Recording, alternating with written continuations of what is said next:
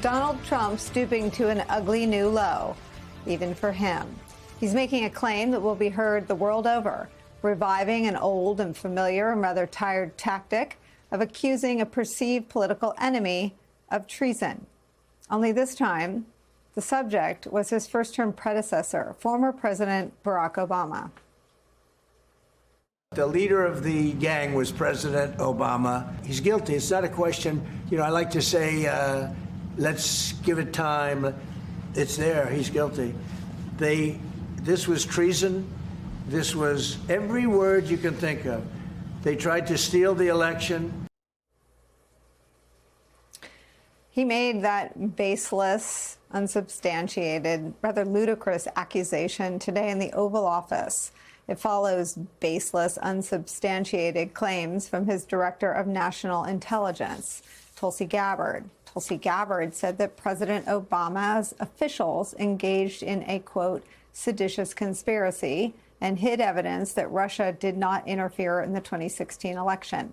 Donald Trump's claims today, an accusation of a crime that is punishable by death, so outrageous that they drew this rare rebuke from President Barack Obama's office. It reads, quote, out of respect for the office of the presidency, our office does not normally dignify the constant nonsense and misinformation flowing out of this White House with a response. But these claims are outrageous enough to merit one. These bizarre allegations are ridiculous and a weak attempt at distraction. Nothing in the document issued last week undercuts the widely accepted conclusion that Russia worked to influence the 2016 presidential election, but did not successfully manipulate any votes.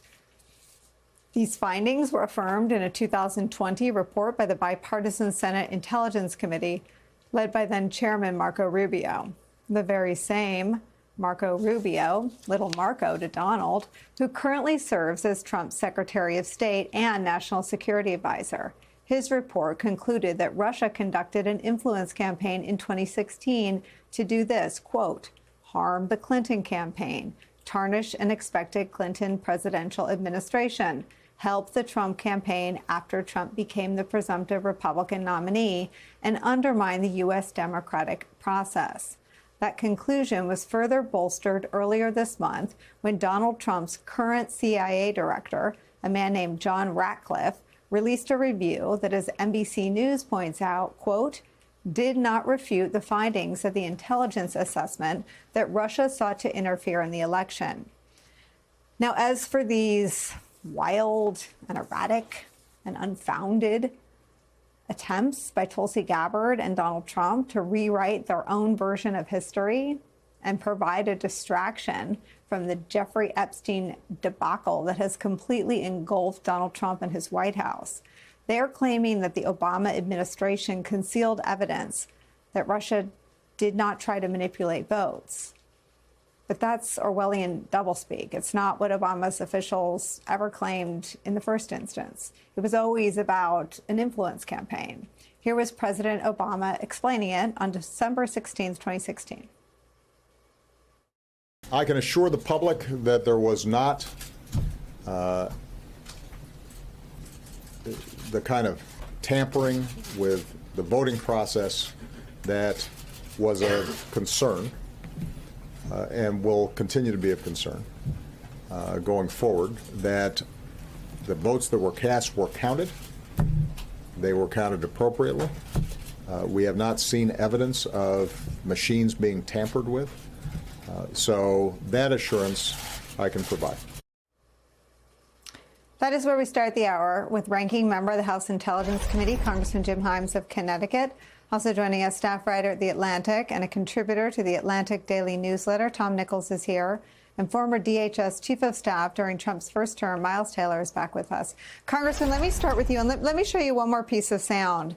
This is Tulsi Gabbard echoing the very same thing that President Obama says in that tape I just played to Joe Rogan. When you're talking about like these Russian troll farms that you mentioned, what is missing from all of the news coverage around this and all of the outrage about how this foreign country is trying to influence our elections, which is wrong and which the American people need to be aware of, where this information is coming from, is the fact that and you're saying, why does somebody do that? Well, because this country does want to influence who we're electing, right? Yes. Like, oh, we'd rather work with this person. We know that person's not going to be nice to us. Congressman, your thoughts on this Rubicon crossing news cycle?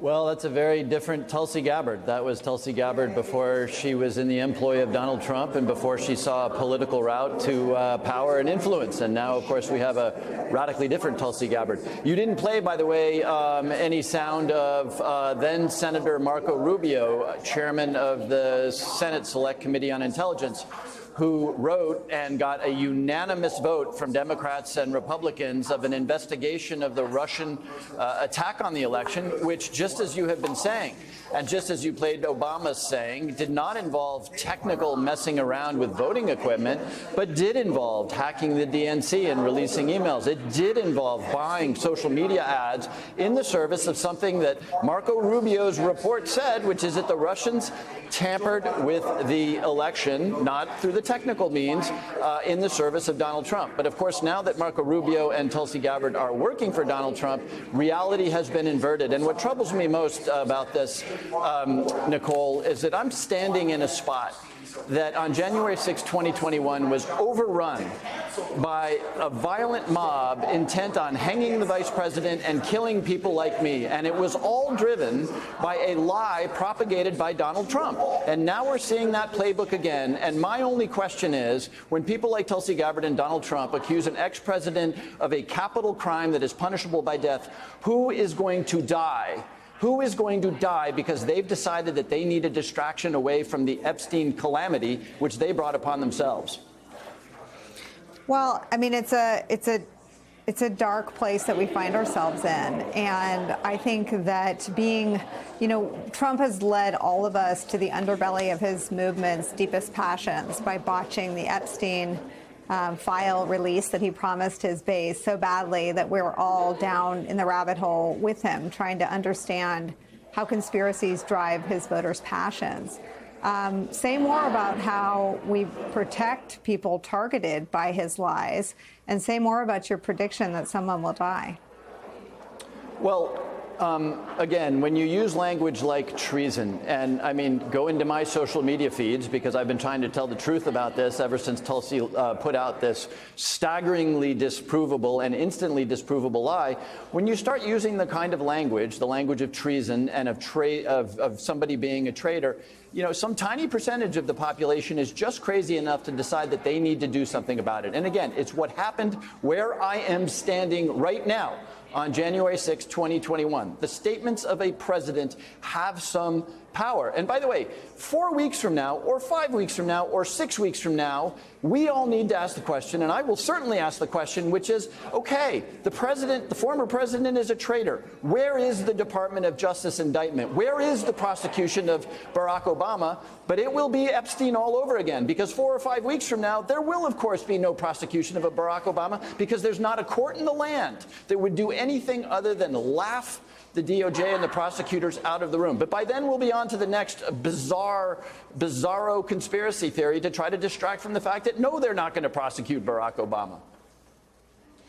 Let me show you. I mean, accusing someone of treason isn't new. Accusing a former president, President Obama, of treason is the twist. But here's a list of the people that Trump has smeared with accusations of treason.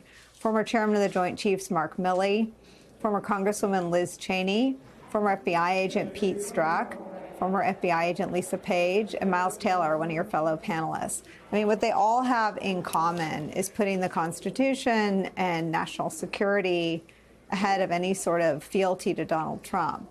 Are you positive that Pam Bondi and the Department of Justice won't invert that sort of paradigm and put Donald Trump ahead of the Constitution and national security and indict somebody or charge somebody without evidence?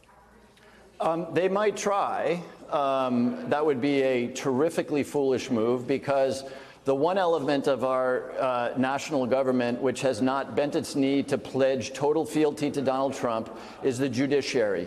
And judge after judge after judge, including Trump-appointed judges, are standing up and saying, and actually laughing stuff out of court. You know, the trial yesterday around the attack on Harvard University, that judges are using language that is almost comically derisive of the Department of Justice and of this administration. So maybe Pam Bondi, in a desperate attempt to keep her job, does in fact try to prosecute Barack Obama or Jim Himes or Mark Milley. And, you know, the laughter from whatever court that case is brought into will be heard in 4 time zones.